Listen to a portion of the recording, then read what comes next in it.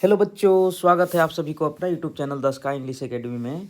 चलिए आज एक बार फिर से हम आप लोगों के लिए प्रैक्टिस सेट का सेकंड वीडियो लेकर के आ गए हैं। ठीक है, जो भी बच्चे फाइनल एग्ज़ाम में बैठना चाहते हैं और इंग्लिश में चाहते हैं कि 95-96 प्लस मार्क्स लाया जाए, तो आप वीडियो में प्रारंभ से लेकर के अंत तक बने रहिए। एक एक चीज़ आपको समझ में आने वाला है।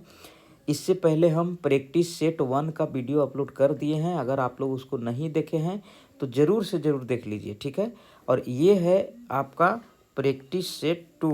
ठीक है, प्रैक्टिस सेट 2 ये है, और इसमें भी हम लोग 50 क्वेश्चंस की बात करेंगे। ठीक है, 50 क्वेश्चंस की बात करेंगे, जिसमें बुक और ग्रामर दोनों का क्वेश्चंस रहेंगे। ठीक है, कुछ स्टोरी ऑफ इंग्लिश से भी क्वेश्चन रहेंगे, उसको भी हम आपको एक्सप्लेन करके बताएंगे। ठीक है, तो आप लोग वीडियो में प्रारंभ से लेकर अंत तक बने रहिए। और हाँ, अगर आप इस चैनल पर नए हैं तो चैनल को सब्सक्राइब कर लीजिए, ताकि वीडियो का हर नोटिफिकेशन आप तक पहुंच सके। ठीक है, दोस्तों को शेयर कर दीजिए, वीडियो को लाइक कर दीजिए।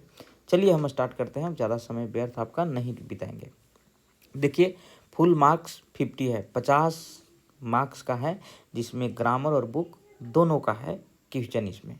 ठीक है, बने रहिएगा, एक एक क्वेश्चन आपको हम समझाने जा रहे हैं।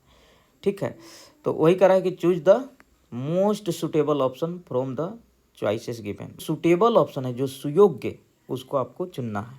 ठीक है, देखिए पहला ये ग्रामर का क्वेश्चन है, करा है कि दैट इज अ स्ट्रेंथ।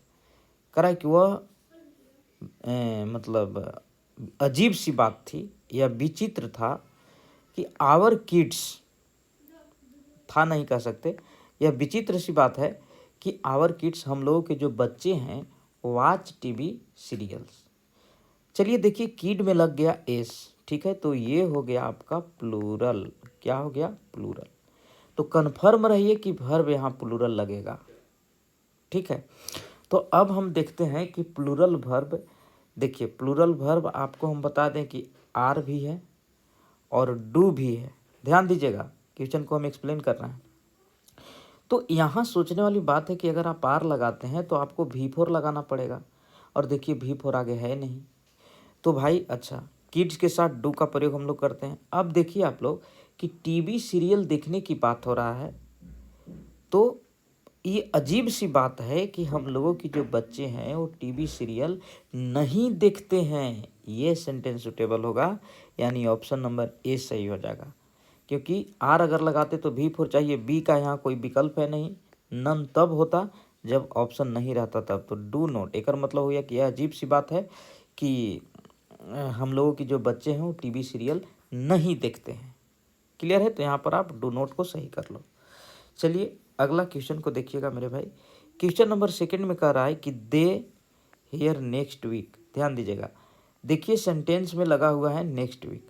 इससे पता चलता है कि सेंटेंस फ्यूचर में जा रहा है। तो फ्यूचर में जा रहा है तो सीधी सी बात है, फ्यूचर वाला ऑप्शन हम लोग सही करेंगे। लेकिन याद रखिएगा, फ्यूचर वाला जो टाइम दिया हुआ रहता है, इसके साथ प्रेजेंट इंडेफिनिट टेंस भी आता है। तो प्रेजेंट इंडेफिनिट टेंस अगर है मौजूद ऑप्शन में तो सही कर लेंगे, लेकिन ना है तो हम लोग सीधा फ्यूचर में चले जाएंगे, यानी ऑप्शन नंबर डी सही हो जाएगा। देखिए विल कम हो जाएगा। क्लियर है? उम्मीद करते हैं क्वेश्चन आपको समझ में आ गए होंगे। ठीक है, बने रहिए वीडियो में प्रारंभ से लेकर अंत तक, आपको एक एक क्वेश्चन हम सोल्व करेंगे। कह रहा है कि Mars is reading a novel. देखिए एकदम प्यारा सा ही वॉइस है। ठीक है, एक्टिव वॉइस है, इसको पैसिव में आपको बदलना है। देखिए लिखा हुआ है, पैसिव में चेंज करें। तो सीधी सी बात है, अ नोवेल को हम सब्जेक्ट बना लेंगे। तो अ नोवेल, देखिए चारों में अ नोवेल लिखा हुआ है। सीधी सी बात है कि इज का प्रयोग करेंगे। तो देखिए अब ये फ्लॉप कर गया, ये फ्लॉप कर गया, कारण कि देखिए वहाँ पर वाज लगा हुआ है। तो ईज लगल है तो वाज में कहाँ से जाएगा? नरेशन में पास्ट में जाता है। यहाँ देखिए हैड लगा हुआ है, ये भी फ्लॉप कर गया। अब इसमें देखिए मस्ट लगा हुआ है, ये भी फ्लॉप कर गया, यानी ऑप्शन नंबर सी सही हो जाएगा। और आप लोग देखिए V4 जहाँ लगल रहता है वहाँ बिंग का प्रयोग होता है। क्लियर है? चलिए क्वेश्चन नंबर 4 में देखिए, drivers drive over the speed limit. जो ड्राइवर्स हैं, जो चालक हैं, उन्हें स्पीड का जो लिमिट होता है, जो चाल का जो सीमा होता है, उससे बाहर, क्या उससे बाहर चलाना चाहिए? नहीं, अवश्य नहीं चलाना चाहिए। ऑप्शन नंबर सी सही हो जाएगा। अब आप कहोगे सर मस्ट क्यों नहीं? तो देखो भाई, मस्ट लगा दोगे तो ये सेंटेंस अफर्मेटिव हो जाएगा। तो इस सेंटेंस ये बतलाएगा कि ड्राइवर्स को स्पीड लिमिट से ज़्यादा रफ्तार से चलाना चाहिए, तो ये गलती ना हो जाएगा भाई। तो अवश्य नहीं चलाना चाहिए, निगेटिव में जाना चाहिए सेंटेंस, तब सूटेबल होगा। क्लियर है? चलिए हम आगे बढ़ते हैं, क्वेश्चन को स्क्रॉल करते हैं। बने रहिए आप लोग वीडियो में प्रारंभ से लेकर अंत तक। पर डे आपको 6 बजे वीडियो अपलोड होगा, ठीक है। सुबह 6 बजे आप लोग देख लिया कीजिए। पर डे 10 गो सेट हम करवाने जा रहे हैं। 10 सेट अगर आप कर लिए तो कम से कम आप 500 क्वेश्चन से रूबरू हो जाएंगे। और हम दावे के साथ कह सकते हैं कि अगर आप 500 क्वेश्चन से रूबरू हो गए तो दुनिया के कोई ताकत आपको 95 96 प्लस लाने से कोई नहीं रोक सकता है इंग्लिश में, ठीक है। चलिए, ये जो क्वेश्चन आप देख रहे हैं, what do you want she asked, ये है नरेशन का क्वेश्चन, ठीक है। लेकिन ये डायरेक्ट में दिया हुआ, इसको इनडायरेक्ट में हमको बदलना है। अब आप ध्यान दीजिए, सी आस्क्ड को इधर रहना चाहिए था और व्हाट डू यू वांट को इधर रहना चाहिए था, यानी लेफ्ट राइट, लेफ्ट वाला को राइट और राइट वाला को लेफ्ट रहना चाहिए था। लेकिन भाई क्वेश्चन ऐसे भी पूछा जा सकता है, ठीक है। तो चलिए, सी आस्क्ड हिम, तो चलिए सी आस्क्ड हिम, ये तो पक्का है कि जब पास्ट है तो पास्ट है, तो चलिए पास्ट वाला हम लोग ढूंढ लेते हैं। चलिए, आस्क तो होगा नहीं, क्यों नहीं होगा भाई, नहीं ना होगा, कहे कि ई है रिपोर्टिंग भर और इधर ही है रिपोर्टेड स्पीच। तो आस्क्ड है तो आस्क वाला ना हमको चाहिए, तो ये तो फ्लॉप कर गया, देखिए आस्क लगा हुआ है। विल आस्क होगा नहीं, देखिए दो गो पर भरोसा है, यहाँ है यहाँ, देखिए दोनों में आस्क्ड लगा हुआ है।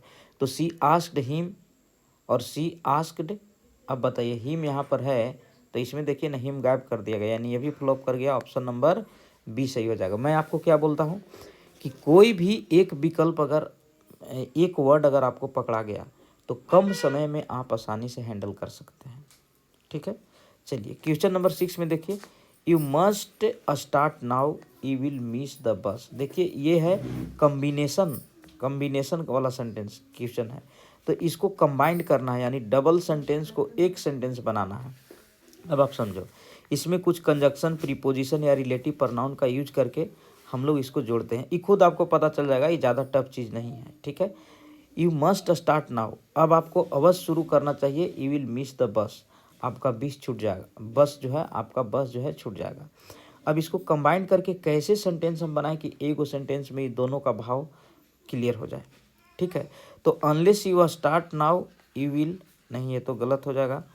टिल यू, अनटिल, देखिए ये वाला सही हो जाएगा। Until you start now you will miss the bus, जब तक आप स्टार्ट नहीं करेंगे तब तक आपका बस जो है मिस कर जाएगा, यानी ऑप्शन नंबर डी सही हो जाएगा, ठीक है। माने ये जो क्वेश्चन है ना कॉम्बिनेशन वाला, इसको खुद से समझना पड़ता है, वो खुद आप जब देखेंगे ना तो आपको समझ में आ जाएगा कि नहीं यहाँ पर यही चीज़ होना चाहिए, ठीक है। चलिए आगे बढ़ते हैं। क्वेश्चन नंबर 7 में कह रहा है कि द डॉक्टर सजेस्टेड, डॉक्टर साहब ने सलाह दिया ना, टेक अ वैकेशन, छुट्टी लेने के लिए। अब आप बताइए, छुट्टी लेने के लिए तो किसको कहें, द डॉक्टर सजेस्टेड, याद रखिएगा जब सजेस्टेड लगता है तो दैट भी आगे आता है। तो अब आप देखिए इसमें दैट नहीं है, इसमें भी दैट, रूल याद रखिए जब सजेस्टेड है तो यहाँ पे दैट लगेगा, नहीं है, इसमें भी दैट नहीं है, देखिए ऑप्शन नंबर डी बी सही हो जाएगा। That the patient should take a vacation, मतलब डॉक्टर ने सलाह दिया कि भाई रोगी को आराम करना चाहिए या छुट्टी मिल जाना चाहिए, ठीक है। याद रखिएगा सजेस्टेड अपने साथ दैट लेता है, तो दैट इसमें लगा हुआ है, ये एक रूल हो गया। चलिए क्वेश्चन नंबर 8 में देखिए, चूज द करेक्ट सेंटेंस, सही सेंटेंस को चुनना है, ठीक है। आई हैव अ होमवर्क, देखिए याद रखिएगा ये जो वर्क आप देख रहे हैं ये है आपका अनकाउंटेबल नाउन, कौन सा नाउन है, अनकाउंटेबल नाउन है मेरे भाई। याद रखना अनकाउंटेबल नाउन में क्या होता है ना कि हम लोग ए या एन का प्रयोग नहीं करते हैं, ध्यान दीजिएगा। अब आप देखो यहाँ पर ये होम वर्क है तो वर्के के साथ ना होम लगल है, तो ये तो वर्के का बोध करा है, देखिए ये लगल है, ये गलत हो जाएगा, ये गलत है, ठीक है। I have homework to do, I will have homework to do, ये तो विल हैव होगा नहीं, आई के साथ सेल लगता है, विल कहाँ से लाएगा। आई हैविंग नहीं होगा, एम लगल रहता तब हैविंग होता, ये गलत है, यानी ऑप्शन नंबर बी सही हो जाएगा। I have homework to do, मुझे करने के लिए कुछ कामें हैं, ठीक है, गृह कार्य है। चलिए आगे देखिए क्वेश्चन नंबर 9, ध्यान दीजिए क्वेश्चन नंबर 9 में when Sita back we will discuss the problem, choose the best option, best option को चुनना है। देखिए ध्यान दीजिएगा, जब भी आपका दो सेंटेंस रहे, ठीक है, इसका प्रेजेंट इंडेफिनिट टेंस का ध्यान दीजिएगा, प्रेजेंट इंडेफिनिट टेंस का और फ्यूचर इंडेफिनिट टेंस का बहुत ही गहरा संबंध है। और ये कह लीजिए कि ये दोनों एक दूसरे को सपोर्ट बड़ी भयानक करते हैं। तो याद रखिएगा, अगर इन दोनों सेंटेंसेज में, इसमें तो पक्का है कि फ्यूचर इंडेफिनिट टेंस में शैल विल लगल रहेगा। तो अगर एक सेंटेंस शैल विल में है तो याद रखिए अगर पहले वाला सेंटेंस कहाँ रहेगा, V1 या V5 में रहेगा, यानी प्रेजेंट इंडेफिनिट में रहेगा। और ये भी याद रखिए कि प्रेजेंट इंडेफिनिट टेंस वाला जो सेंटेंस होगा वो कंजक्शन से शुरू होगा। तो देखिए व्हेन एक कंजक्शन है, कंजक्शन से शुरू हो रहा है, आगे देखिए विल लगा हुआ है, तो कन्फर्म रहो कि यहाँ V1 या V5 चाहिए। अब आप देखो सीता सिंगुलर है तो कन्फर्म है कि V5 चाहिए। अब आप V5 देखो कहाँ है, ऑप्शन नंबर सी सही हो जाएगा। क्लियर है। चलिए क्वेश्चन नंबर 10 में देखिए, ही कम विथ अस, देखिए कम यहाँ पर क्या है, V1 है। तो अब आप बताओ कि अगर हम ईज लगाते हैं यहाँ पर, तो ईज अगर लगाएंगे तो कम को कमिंग होना चाहिए था, यानी V4 होना चाहिए था, तो ईज तो फ्लॉप कर गया। अगर हम डू लगाते हैं तो ही के साथ डू लगेगा नहीं, डज रहता तो हम सोच सकते थे, ही के साथ हैव लगेगा नहीं, अभी फ्लॉप करेगा, यानी विल हो जाएगा, will he come with us, क्या वह हम लोगों के साथ आएगा। इस तरह के क्वेश्चन बनेगा। क्वेश्चन नंबर 11 में देखिए, चूज द करेक्ट सेंटेंस, सही सेंटेंस को चुनना है। ठीक है, ध्यान दीजिएगा, सही सेंटेंस को चुनना है। कह रहा है कि I wish were I young again, ये गलत है। पूछो का है, देखो एक सेंटेंस बनता है सब्जेक्ट प्लस विश, है ना, या विशेष। ध्यान दीजिएगा ये स्ट्रक्चर पर, सब्जेक्ट के बाद विश या विशेष लगे तो एक बार फिर से सब्जेक्ट यहाँ आता है और आगे आने वाला वर्ब जो है वर होता है, ध्यान दीजिएगा। तो अब देखो आई विश देखो ना, यहाँ पर सब्जेक्ट नहीं आ रहा है, देखो सब्जेक्ट नहीं आ रहा है, इसके चलते ये दोनों गलत है। I wish I were young again, ये देखो ये सही होगा, ऑप्शन नंबर सी। वाज भी नहीं लगेगा, देखो ये कन्फ्यूजन करने वाला सेंटेंस है। ध्यान रखिएगा, सब्जेक्ट के बाद अगर विश या विशेष आ जाए तो एक बार फिर से यही सब्जेक्ट रिपीट हो जाता है और आगे कन्फर्म रहो कि वर का प्रयोग हम लोग करते हैं, चाहे सब्जेक्ट सिंगुलर रहे या प्लूरल, वर का ही प्रयोग हम लोग करेंगे। क्लियर है। चलिए अगला देखिएगा, क्वेश्चन नंबर 12 में ये आर्टिकल से क्वेश्चन है, हैव यू सीन ताजमहल। याद रखिएगा ताजमहल क्या है, तो ये है फेमस बिल्डिंग, क्या है, फेमस बिल्डिंग है। ठीक है, फेमस बिल्डिंग के पहले हम लोग आर्टिकल द लगाते हैं। तो द देखिए ए में नहीं है, बी में नहीं है, चलिए हम आगे बढ़ेंगे तो उसमें ज़रूर होगा। ये देखिए ऑप्शन नंबर सी हो जाएगा, यानी कि द का प्रयोग करेंगे। क्लियर है। क्वेश्चन नंबर 13 में देखिए, the great scholar and poet, देखिए ध्यान दीजिएगा, ये भी एक इम्पोर्टेंट रूल बन रहा है। जब भी एंड के साथ जुड़ा हुआ दो नाउन है या प्रनाउन है, प्रनाउन को यहाँ छोड़िए, नाउन रखिए ना, प्रनाउन रहता है तो प्लूरल वर्ब ले लेता है, लेकिन जब नाउन रहता है तो सिंगुलर होगा, प्लूरल होगा। एंड के साथ अगर दो गो नाउन जुड़ा है और आर्टिकल सिर्फ पहिलका के पहले है और इधर आर्टिकल ना है, तो याद रखिएगा इससे एक ही व्यक्ति का बोध होता है और सिंगुलर वर्ब लगता है। तो देखिए आगे डाइट लगा हुआ है V3, कन्फर्म रहिए कि आपको हैज चाहिए, हैव या हैज, तो हैव तो लगेगा नहीं, काहे कि आर्टिकल यहाँ पर भी रहता ना, तब हम सोच सकते पोएट के पहले अगर आर्टिकल रहता तब अलग अलग व्यक्ति हो जाता, लेकिन सिर्फ एगो के पहले, फर्स्ट के पहले, तो सिंगुलर होगा, वर्ब लगेगा मेरे भाई, सिंगुलर वर्ब, यानी हैज का प्रयोग आप आसानी से करके निकल जाओ। क्वेश्चन नंबर 14 में करा है कि John in hospital for 2 weeks, देखिए 4 लग गया है, तो 4 या सिंस लगता है प्रेजेंट परफेक्ट कंटिन्यूअस टेंस में या पास्ट परफेक्ट कंटिन्यूअस टेंस में या प्रेजेंट परफेक्ट में या पास्ट परफेक्ट में। तो अब बताओ, लाइज लगाओगे तो ये हो गया प्रेजेंट इंडेफिनिट टेंस, ये तो गलत हो जाएगा। ई करोगे तो ये हो गया पास्ट इंडेफिनिट टेंस, काहे कि V2 है, ये भी गलत हो जाएगा। ईज लाइन करोगे तो ये हो जाएगा प्रेजेंट कंटिन्यूअस, ये भी गलत है, यानी ऑप्शन नंबर देखो ए सही हो जाएगा, ये है प्रेजेंट परफेक्ट कंटिन्यूअस। क्लियर है। चलिए आगे बढ़ते हैं, ध्यान दीजिएगा, अगर अभी तक आप लोग चैनल सब्सक्राइब नहीं किए हैं तो ज़रूर सब्सक्राइब कर लीजिए। ठीक है, बेल आइकन को प्रेस कर दीजिए और अपने दोस्तों को ज़रूर शेयर कीजिए और वीडियो को लाइक कर दीजिए। चलिए क्वेश्चन नंबर 15 में, चूज द करेक्ट सेंटेंस, सही सेंटेंस को चुनें। अगर ये देखा जाए रियल में तो यहाँ से यहाँ तक कि प्रनाउन का क्वेश्चन है। कह रहा है कि she is the girl whose name is Ravi ना, वह लड़की वही लड़की है जिसका नाम क्या है, रावी है। तो देखिए एक चीज़ ध्यान दीजिए, हुज जो है ये है पोसेसिव केस, ठीक है, और पोसेसिव केस अपने बाद नाउन ले लेता है और इस नाउन का अधिकार ये पहिलका नाउन के लिए दर्शाता है, ठीक है, ये रिलेटिव प्रनाउन है। देखिए थोड़ा सा समझिए इसको, हु, हुम और हुज। ध्यान दीजिएगा, हु जब हम लगाते हैं तो आगे वर्ब चाहिए, क्या है कि सब्जेक्टिव केस है, ठीक है। अगर हम हुम लगाते हैं तो इसको नाउन या प्रनाउन चाहिए, ये है ऑब्जेक्टिव केस। और अगर आप हुज लगाते हैं तो इसको प्रनाउन नहीं चाहिए, नाउन चाहिए, लेकिन ऐसा नाउन कि ई एकर पहले वाला जो नाउन होगा ई नाउन के अधिकार इस पर होगा। तो बताइए यहाँ पर नाम किसका, गर्ल का, तो गर्ल के अधिकार इस पर है, तो यहाँ यही वाला सही हो जाएगा, ऑप्शन नंबर ए। अब देखते हैं ई काहे नहीं सही हुआ, यहाँ भी तो नेम लगल है। तो देखिए भाई हुम जो है ये नाउन पर नाउन लेता है लेकिन अधिकार नहीं दिखलाता है, जबकि गर्ल के अधिकार क्या चीज़ पर है, नाम पर है।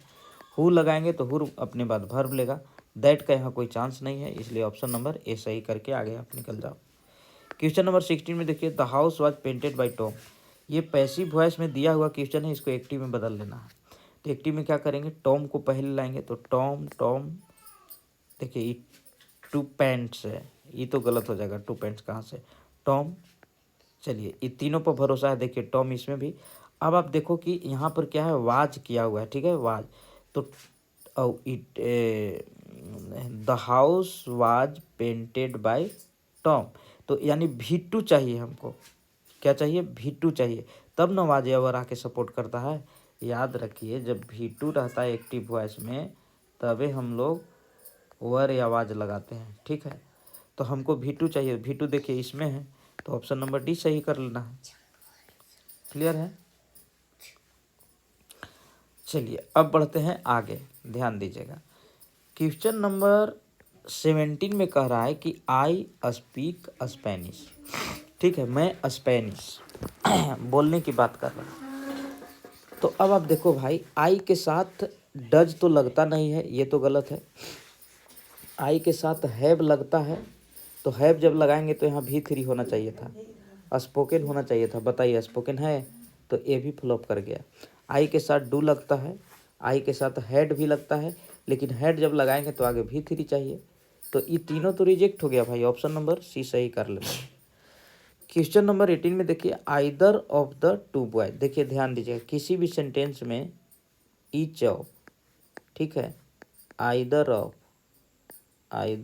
ठीक है, या नाइदर ऑफ, ध्यान दीजिएगा, नाइदर ऑफ या वन ऑफ, ये सब वर्ड आ जाए तो कंफर्म रहो कि इसके बाद हमेशा प्लूरल नाउन या प्रनाउन हम लोग यूज करते हैं, प्लूरल नाउन या प्रनाउन यूज करते हैं, ठीक है। लेकिन याद रखना है अगर वर्ब की बात करेंगे तो वर्ब कैसा लगता है, सिंगुलर वर्ब।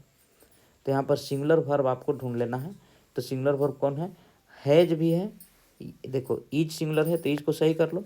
अब आर नहीं होगा, आर तो इसी फ्लॉप कर गया, प्लूरल वर्ब हैव नहीं होगा, हैज हो सकता था, तो हैज आगे डिमांड करेगा आपसे V3 और V3 ऑप्शन में है नहीं, ठीक है। चलिए क्वेश्चन नंबर 19 देखिए, क्वेश्चन नंबर आप 19 को देखिए। क्वेश्चन नंबर 19 में कह रहा है कि अ लॉट ऑफ एनर्जी, ठीक है, एनर्जी अ लॉट ऑफ के साथ अगर अनकाउंटेबल ना होना है तो सिंगुलर वर्ब का प्रयोग करते हैं, तो सिंगुलर वर्ब क्या हो जाएगा, वाज हो जाएगा। क्लियर है। चलिए आगे बढ़ते हैं, बने रहिए वीडियो में प्रारंभ से लेकर के अंत तक। हम 50 क्वेश्चंस करवाएंगे, हर सेट में कम से कम 10 सेट हम करवाएंगे, और इसको आप लोग अच्छे से देख लीजिए। मैं दावे के साथ कह सकता हूँ कि आपको प्रॉब्लम नहीं होगा, फाइनल एग्जाम में आप आसानी से हैंडल कर लेंगे। ग्रामर प्लस बुक दोनों का क्वेश्चन हम करवा रहे हैं। क्वेश्चन नंबर 20 में देखिए, those who work in the same department, वैसे लोग जो एक ही प्रकार के डिपार्टमेंट में काम करते हैं उन्हें हम क्या कहते हैं, ठीक है, कॉलेजियस कहते हैं, कॉलेजियस, ठीक है, कॉलेजियस दोस्त। क्वेश्चन नंबर 21 में आई एम, कन्फर्म रहिए, जब एम लगल है तो आगे आप कन्फर्म रहिए, V4 का प्रयोग करते हैं।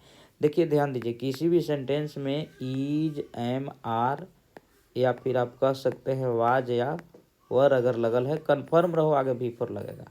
लेकिन हाँ सेंटेंस होना चाहिए एक्टिव वॉइस में, पैसिव वॉइस में रहता है तो इनके बाद V3 का भी प्रयोग हो जाता है। ठीक है, तो यहाँ पर डायरेक्ट सीधी सी बात है, मेकिंग कर लो, हो गया काम। क्वेश्चन नंबर 22 में लिसन राधा द सिटार, सिटार नहीं गिटार होना चाहिए ना भाई, GUI होगा, GUITAR। चलो मान लो, कह रहा कि सुनो राधा जो है गिटार क्या कर रही है, बजा रही है, तो बजा रही है, देखो इज प्लेइंग हो जाएगा। ठीक है, अब आप कहोगे सर कैसे बजा रही है, हम कैसे समझेंगे, तो देखो ना, कह रहा है कि सुनो ना सुनो ना सुनो, जैसे मान लो तुम कहीं पे बात कर रहे हो किसी से और कहीं से कोई आवाज़ आया, तो तुम उसी समय ना बोलो कि सुनो ना, देखो ना ये आवाज़ आ रहा है, तो वैसे सेंटेंस को प्रेजेंट कंटिन्यूअस में रखा जाता है। ठीक है, चलिए आगे बढ़ते हैं। क्वेश्चन नंबर 23, ध्यान दीजिए। क्वेश्चन नंबर 23 में कह रहा है कि choose the correctly spelled word, correct spelled को चुनना है। कमिटी, कमिटी कैसे लिखा था, तो ये क्या है, ऑप्शन नंबर ए सही हो जाएगा। कमिटी में याद रखना है COMMITTE होता है। ठीक है, कमिटी के मतलब हिंदी होता है समिति, क्या होता है, समिति। तो हो गया। क्वेश्चन नंबर 24 में देखिए, the man was by a dog, इस सेंटेंस पैसिव वॉइस में है, तो पैसिव वॉइस में है तो आज या वर्ग के बाद V3 लगा देंगे, V3 ऑप्शन नंबर ए है। क्वेश्चन नंबर 25 में लुक दिस पेंटिंग, लुक के साथ एट लगता है, ध्यान दीजिएगा, ये प्रीपोजिशन से क्वेश्चन है, लुक के साथ एट लगता है, लुक एट। ठीक है, चलिए आगे बढ़ते हैं। अभी तक ग्रामर का ही चल रहा है सेशन, इसके बाद फिर जो है इसी वीडियो में बुक की भी बात होगी। क्वेश्चन नंबर 26 में ही वीडियो गेम्स, है ना, वह वीडियो गेम्स क्या, हेड प्लेइंग तो कभी नहीं हो सकता है, कारण कि हेड के बाद V4 नहीं आता है। एम प्लेइंग, तो बताओ ही के साथ तो एम लगेगा नहीं, तो रिजेक्ट हो गया, ही के साथ आर लगेगा नहीं है, भी रिजेक्ट हो गया, ये देखो ये हो जाएगा ऑप्शन नंबर डी सही। क्वेश्चन नंबर 27 में आई बाउट दीज बुक्स, मैं ये सब किताबें खरीदा ऑक्शन, ऑक्शन से, तो बाउट अपने साथ याद रखना है, बाई अपने साथ फ्रॉम का प्रयोग करेंगे, से खरीदा, है ना, से खरीदा। क्वेश्चन नंबर 28 में when the sun is shining, जब सूर्य चमक रहे हैं, वी यूजुअली, चलिए ध्यान दीजिएगा, किसी भी सेंटेंस में सब्जेक्ट के तुरंत बाद always, never, hardly, scarcely, usually, बेयरली, rarely ये सब आ जाए तो कन्फर्म रहो यहाँ प्रेजेंट इंडेफिनिट टेंस का प्रयोग हम लोग करेंगे, यानी V1 या V5 का प्रयोग करेंगे। तो अब बताओ कि यहाँ पर V1 V5 कहाँ है, वी जो सब्जेक्ट है वो प्लुरल है, तो वर्ब चाहिए प्लुरल, ये देखो ऑप्शन नंबर डी सही हो जाएगा, V1 लगा लेना है। क्लियर है, चलिए अब बढ़ते हैं आगे। क्वेश्चन नंबर 29 कह रहा है कि Radha asked Ravi where his father was, Radha Ravi से पूछी उसके पिताजी कहाँ थे। जानते हो इनडायरेक्ट में बदला हुआ ये सेंटेंस है, अब आपको डायरेक्ट चुनना है।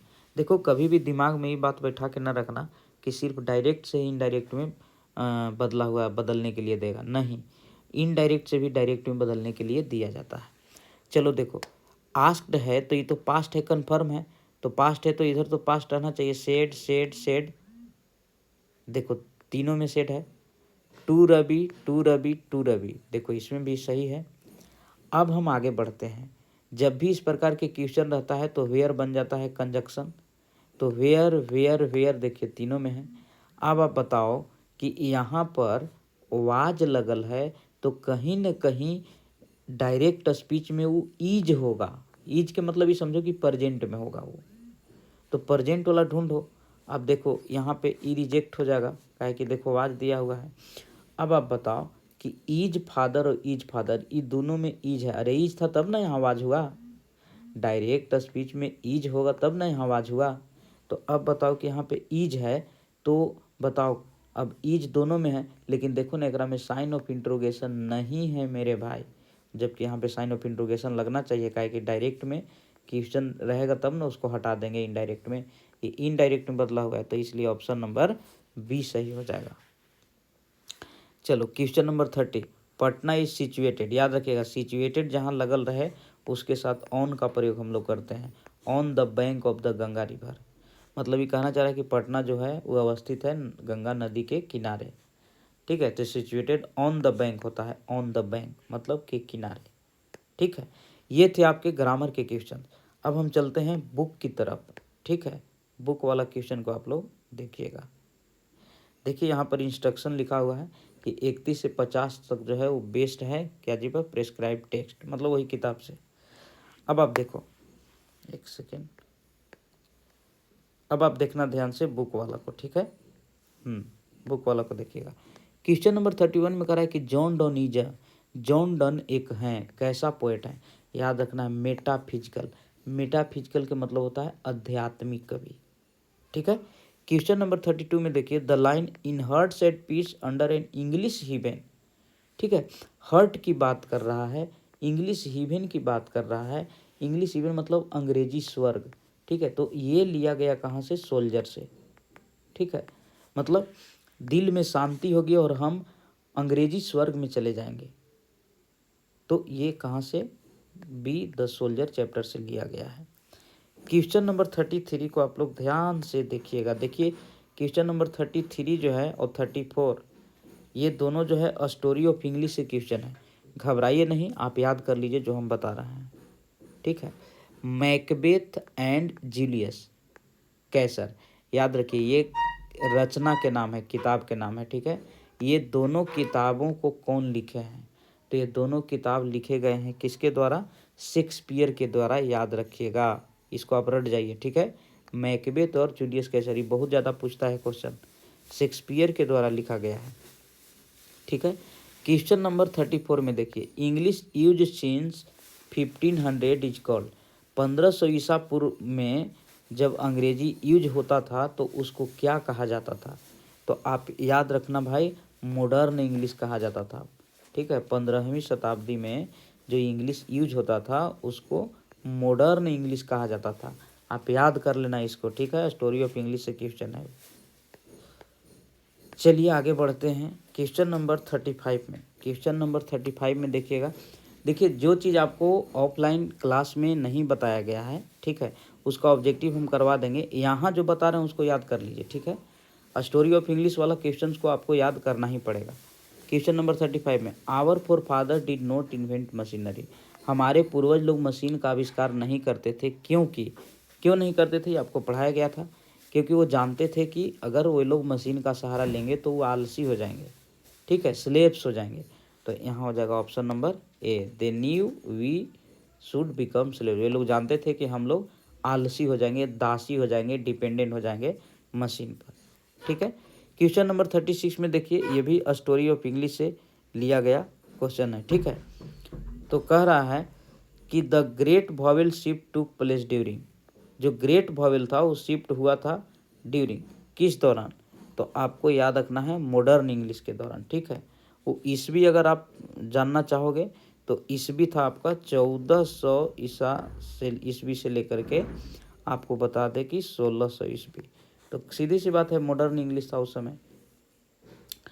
चलिए क्वेश्चन नंबर 37 में देखिएगा, ध्यान दीजिएगा। क्वेश्चन नंबर 37 में कह रहा है कि the line and the Nightingale is dumb is taken from, ये जो लाइन है नाइटिंगल इज डम लिया गया है कहाँ से, तो याद रखना है now the leaves are falling fast से लिया गया है, ठीक है। क्वेश्चन नंबर 38 में देखिए, and as we walk we make the pledge that we shall always march ahead, अगर हम लोग आगे बढ़ना शुरू कर देंगे तो हम लोग संकल्प ले कि हम लोग को आगे ही बढ़ना है। ये बात बोले थे कौन, याद है, Martin Luther king junior, Martin Luther king junior, जो कि आई हैव अ ड्रीम लिखे हैं, I have a dream chapter को लिखे हैं, ठीक है।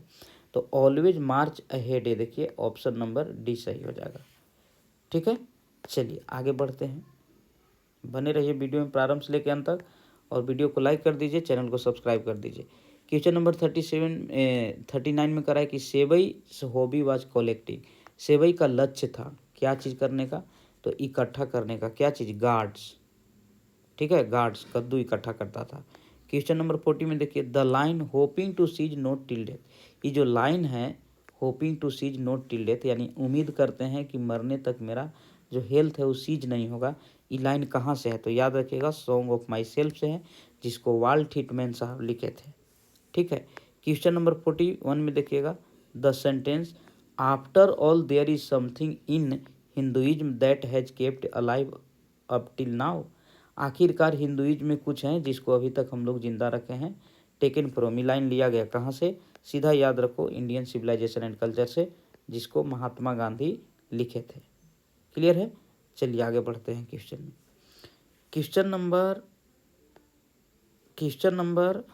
42 में देखिए, कह रहा है कि Savitri is written by, Savitri क्या है, किताब है, रचना है, इसको लिखे हैं कौन, अरबिंदो घोष। याद रखिएगा, इसको रट जाइए आप, सावित्री अरबिंदो घोष लिखे हैं। ठीक है, ये बुक से नहीं है, आपका 12th का जो बुक है उससे नहीं है। ठीक है, ये अलग से कुछ रचनाएं पूछा जाता है। क्वेश्चन नंबर 43 में देखिए, Bertrand Russell was awarded Nobel Prize in, Bertrand Russell को नोबेल प्राइज दिया गया, कब दिया गया, बर्ट्रांड रसेल को नोबेल प्राइज दिया गया लिटरेचर के क्षेत्र में, कब, याद रखिएगा 1950 में दिया गया था। ठीक है। क्वेश्चन नंबर 44 में देखिए, the Waste Land has been composed by, जो वेस्ट लैंड जो रचना है वो लिखा गया किसके द्वारा, टी.एस. इलियट के द्वारा। याद रखिएगा, ऑप्शन नंबर ए सही हो जाएगा। क्लियर है। चलिए अब हम लोग समाप्ति के करीब हैं।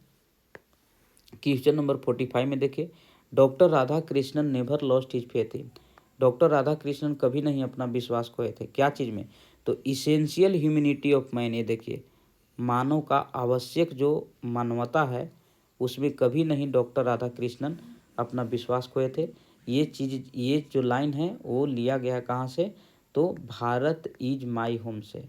कहाँ से लिया गया है, भारत इज माई होम से, जिसको कौन लिखे थे, डॉक्टर जाकिर हुसैन। तो डॉक्टर जाकिर हुसैन स्पीच देने के दौरान सबसे पहले डॉक्टर राधा कृष्णन को याद किए थे। क्वेश्चन नंबर 46 में देखिए, new varieties of English that have emerge, जो इंग्लिश का नया वैरायटी है जो मिल गया ना different parts of the world, पूरे विश्व के अलग अलग प्रकार में, उसे कहा जाता है, क्या कहा जाता है, तो उसे कहा जाता है न्यू इंग्लिश। ठीक है, ऑप्शन नंबर बी सही हो जाएगा, न्यू इंग्लिश कहा जाता है। क्लियर है।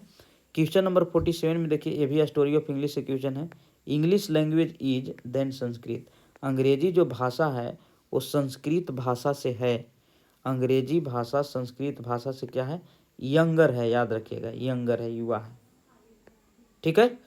चलिए आगे बढ़ते हैं, 3 क्वेश्चन और हैं, इसके बाद ये सेट आपका खत्म हो जाएगा। क्वेश्चन नंबर 48 में कह रहा है कि Walter de la Mare makes us aware of the, Walter de la Mare हम लोगों को जागरूक करते हैं क्या चीज़ का, तो in human condition of modern life, option number ए सही हो जाएगा। आधुनिक युग के जो मानव की स्थिति है, मानवता का, उसके बारे में हम लोग को जागरूक करते हैं, बताते हैं। क्वेश्चन नंबर 49 में, Walter de la Mare was born in the years of, Walter de la Mare का जन्म हुआ था, कब हुआ था, 1873 में। याद रखिएगा, 1873 में वाल्टर डिला मेयर का जन्म हुआ था। क्लियर है। वाल्टर डिला मेयर का जन्म कब हुआ था, 1873 में। और अंतिम क्वेश्चन है क्वेश्चन नंबर 50, कि ideas that have helped mankind is written by, ideas that have helped mankind जो है वो लिखा गया किसके द्वारा, तो आइडिया सिम Bertrand Russell, option number D सही हो जाएगा। क्लियर है। उम्मीद करते हैं एक एक क्वेश्चन आप लोगों को अच्छे ढंग से समझ में आ गया होगा। ये था आपका सेकंड सेट, ऐसे ही 10 सेट हम करवाएंगे और आप लोग 10 सेट को अच्छे से देख लीजिए। ठीक है, मिलते हैं फिर नेक्स्ट वीडियो में नए सेट के साथ, तब तक के लिए सभी को धन्यवाद।